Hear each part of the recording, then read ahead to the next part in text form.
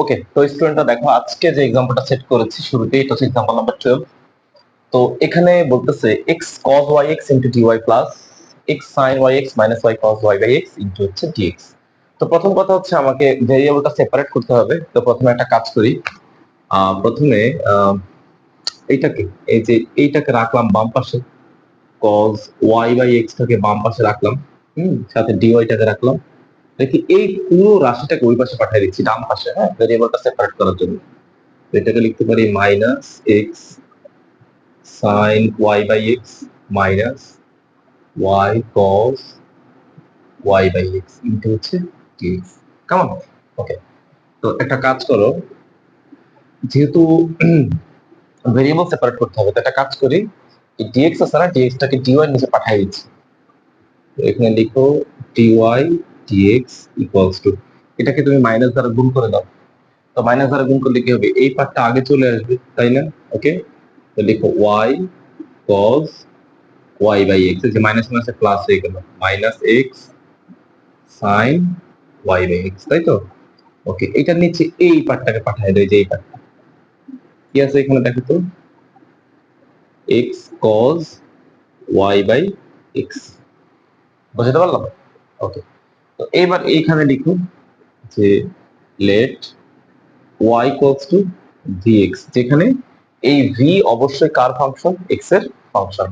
তাহলে এটাকে তুমি ডিফারেন্সিয়েট করো, দেখো dy dx, তাহলে কি অবস্থা হবে, ভি চলে আসবে সামনে, এক্স কে এক্স এর রেসপেক্টে করলে হবে 1, এই হচ্ছে 1, হ্যাঁ, আর হচ্ছে এক্স বাইরে, এবারে ভি কে ডিফারেন্সিয়েট করলে হবে ডিভি ডিএক্স, তাই না? তো মানগুলো বসিয়ে দাও, ডি ডিএক্স অফ ওয়াই এর মান হচ্ছে v plus x dv dx. কেমন? আচ্ছা, তো এখানে এখানে যত জায়গায় ওয়াই আছে, হ্যাঁ, এই যত জায়গায় ওয়াই আছে সব জায়গায় তুমি ভিএক্স লিখো।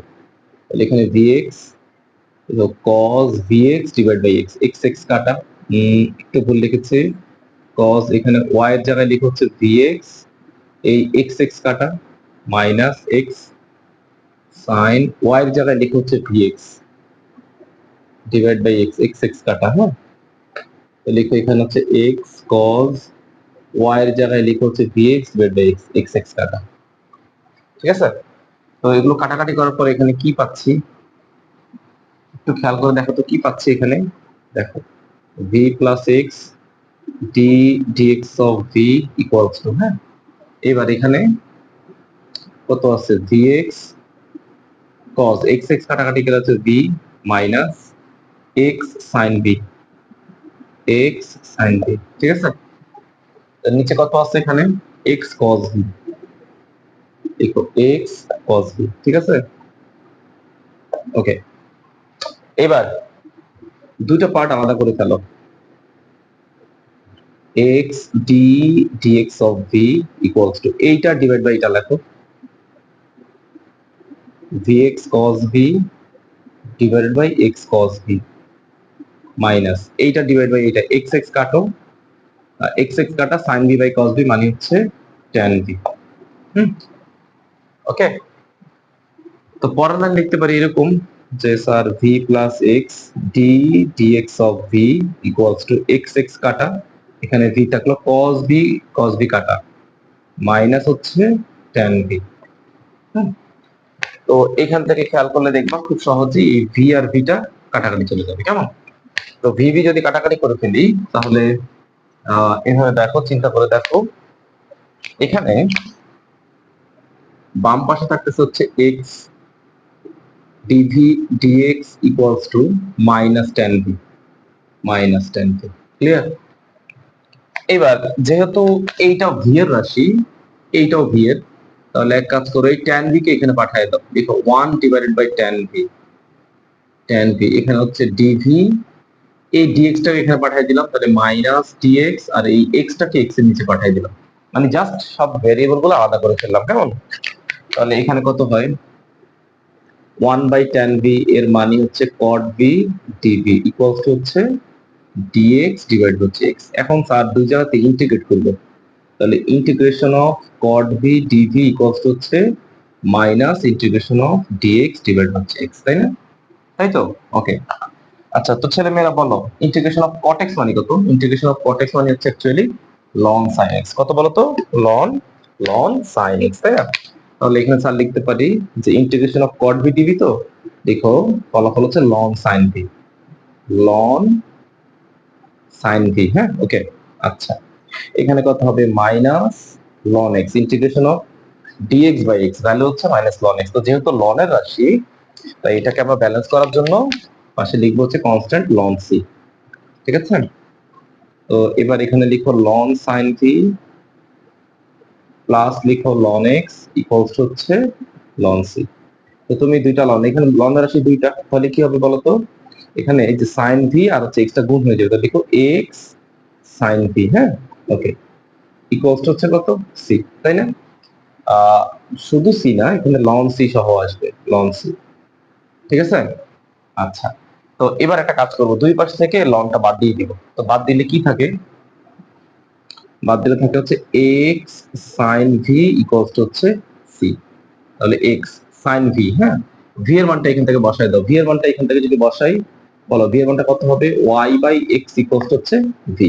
তো দেখো sin y by x equals হচ্ছে c। হ্যাঁ, তো এইটা হচ্ছে আমাদের ফাইনালি আমাদের এটা রিকোয়ার্ড সলিউশন। কেমন?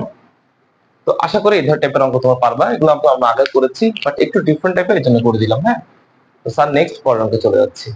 ওকে।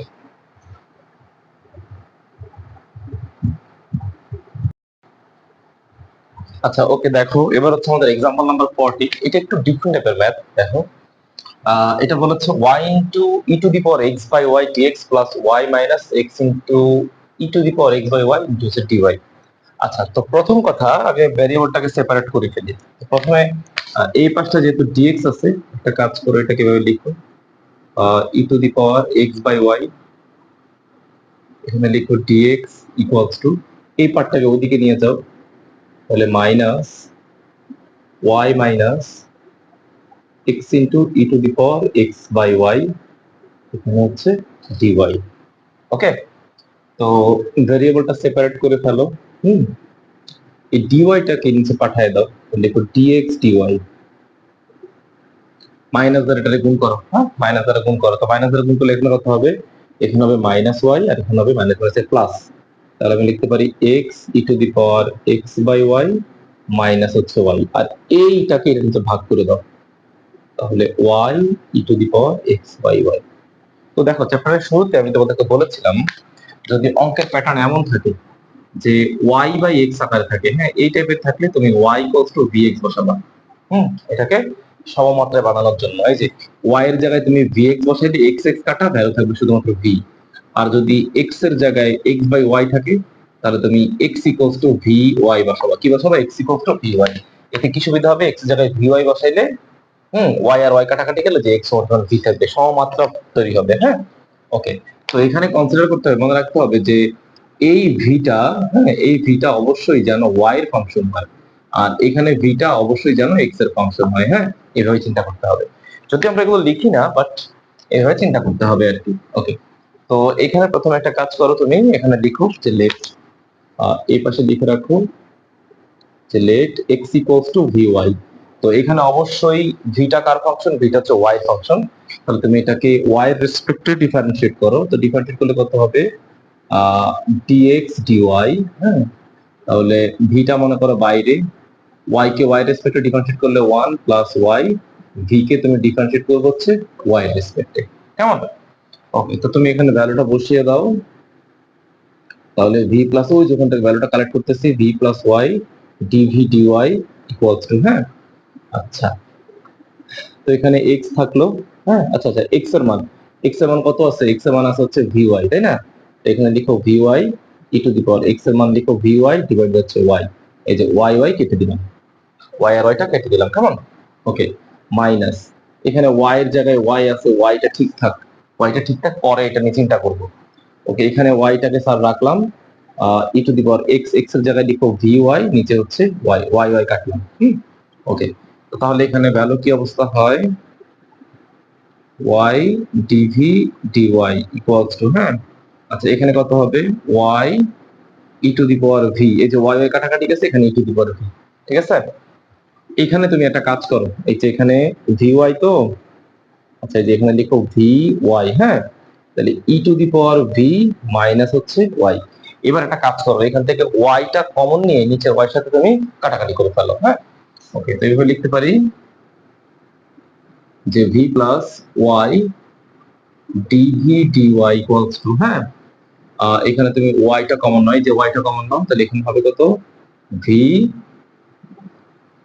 ই to the power v minus হচ্ছে ওয়ান, মাইনাস হচ্ছে ওয়ান। ওকে, আর নিচে হচ্ছে কত, y e to the power v, এই ওয়াই আর ওয়াইটা কি গেছে, এই দুটো ওয়াই কাটাকাটি চলে গেছে। আচ্ছা, তাহলে এখানে স্যার লিখতে পারি v plus y dv dy equals to, হ্যাঁ, এবার এখানে ভ্যালু আছে কি, v e to the power v minus one divide by e to the power V.